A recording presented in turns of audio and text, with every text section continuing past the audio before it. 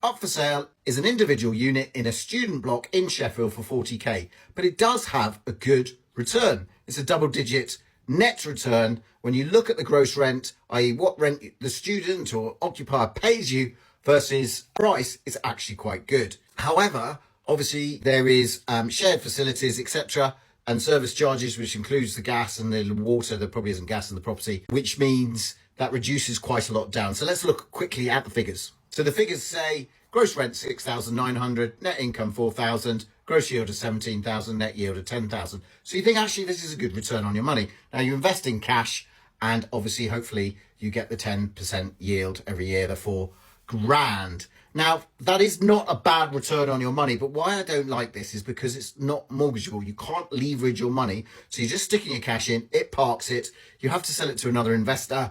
So really, I don't think it's great. And even if it was empty, you'd still be paying all this service charge and everything. So I don't like them.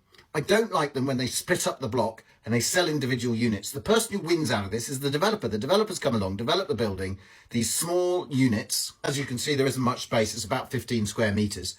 And what happens is they sell them off individually. Some company's got a great marketing machine, sells them out saying you get a good return on your money. Someone's saying I get, 4 or 5% in the bank at the best. And here I'm getting 10% return on my money. So it's not all bad, but I just feel it's not that sellable.